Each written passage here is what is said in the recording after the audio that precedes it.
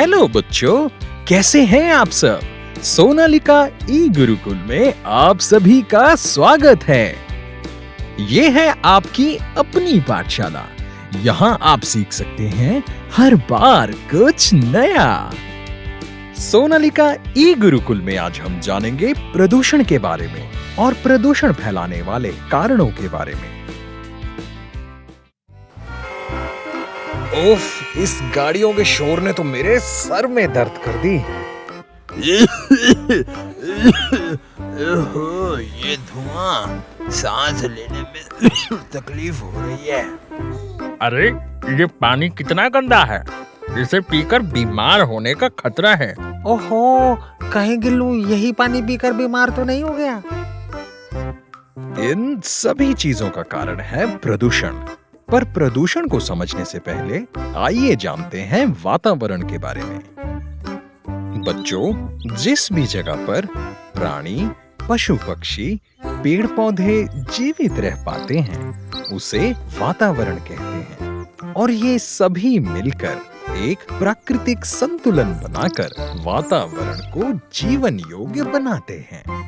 पर जब भी इस संतुलन में कोई भी खराबी आती है और वातावरण को नुकसान पहुंचता है तो उसे कहते हैं प्रदूषण।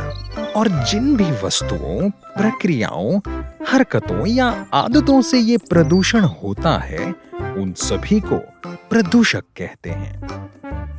तो आइए बच्चों जानते हैं प्रदूषण के मुख्य प्रकार और इनके कारणों के बारे में।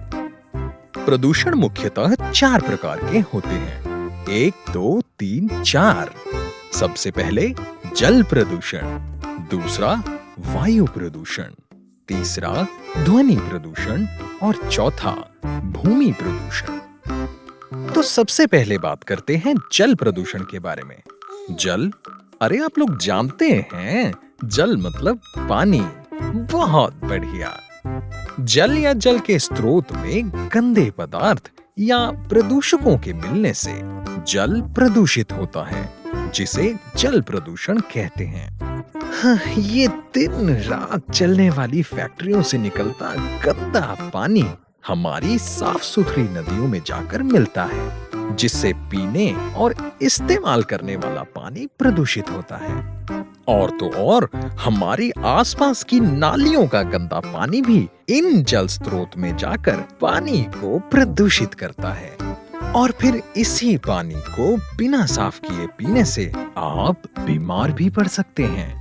याद है ना, गिल्लू भी कुछ ऐसे ही बीमार हुआ था। बच्चों, जरा याद कीजिए प्रदूषण का दूसरा प्रकार कौन सा था? हाँ, वायु प्रदूषण। वायु या हवा में गंदे पदार्थों के मिलने से वायु प्रदूषण होता है। दिन रात चल रही फैक्ट्रियों और गाड़ियों से निकलता धुआं वायु प्रदूषण का मुख्य कारण है। इससे सांस लेने में तकलीफ और कई बीमारियां होने का खतरा होता है। अब समझे दद्दू को सांस लेने में तकलीफ क्यों हो रही थी? अच्छा, किसी को याद है कि तीसरा प्रदूषण कौन सा था? बताओ बताओ। हाँ, ध्वनि प्रदूषण। बहुत बढ़िया। ध्वनि प्रदूषण का मतलब है एक मात्रा से ज्यादा किसी भी आवाज का वातावरण में होना जिससे शोर महसूस होता हो। ये गाड़ियों के हॉर्न, ये फैक्ट्रियों में चलने वाली मशीनों की आवाजें, ये लाउड स्पीकर, ये टाइल्स और पत्थर काटने वाले कटर की आवाजें, ये सभी आवाजें जो आपको शोर लगती हैं, ये सभी ध्वनि प्रदूषण पैदा करती हैं। और इससे आपको सर दर्द भी हो सकता है। और अब आखिर में समझते हैं भूमि प्रदूषण। भूमि को किसी भी प्रकार से गंदा करना भूमि प्रदूषण कहलाता है। जैसे कि खुले में कचरा फेंकना, ना गलने वाले पदार्थ जैसे प्लास्टिक इत्यादि का इस्तेमाल करना, टॉफी चॉकलेट के रैपर्स को कूड़ेदान में ना फेंकना, इन सभी चीजों से भूमि प्रदूषण होता है। हाँ, मैं जानता हूँ आप सभी तो टॉफी और चॉकलेट के रैपर्स को और फलों के छिलकों को कूड़ेदान में ही फेंकते हैं, है ना? प्यारे बच्चों, ये तो था प्रदूषण के बारे में ज्ञान, पर इसे रोका कैसे जाए? हाँ, तो बच्चों, इस सब से बचने का तो एक ही मंत्र है। पेड़ लगाओ, वातावरण को शुद्ध बनाओ।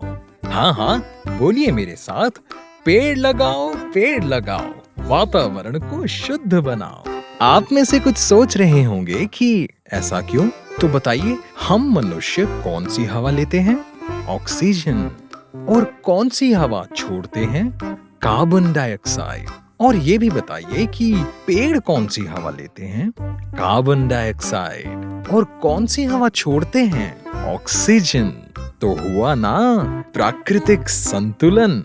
और इस मूल मंत्र के साथ कुछ छोटी छोटी बातों का भी ध्यान रखें, जैसे कि सूखे और गीले कचरे को अलग अलग कूड़ेदान में डालें, और कचरा कोई भी हो बस कूड़ेदान में जरूर डालें। गाड़ियों में बहुत आवश्यक हो तो ही हॉर्न बजाएं अथवा बिल्कुल ना बजाएं। रिसाइक्लेबल चीजें या दोबारा इस्तेमाल होने वाली चीजों का ही प्रयोग करें।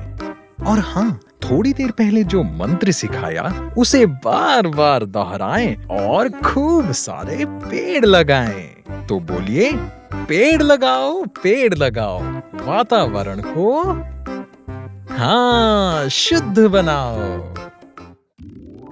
प्यारे बच्चों, सोनालिका ई गुरुकुल आपके लिए ऐसे ही रोमांचक विषयों पर कार्यक्रम लाता रहेगा, जिसमें हर बार आपको मिलेगा कुछ नया जानने को और कुछ नया सीखने को।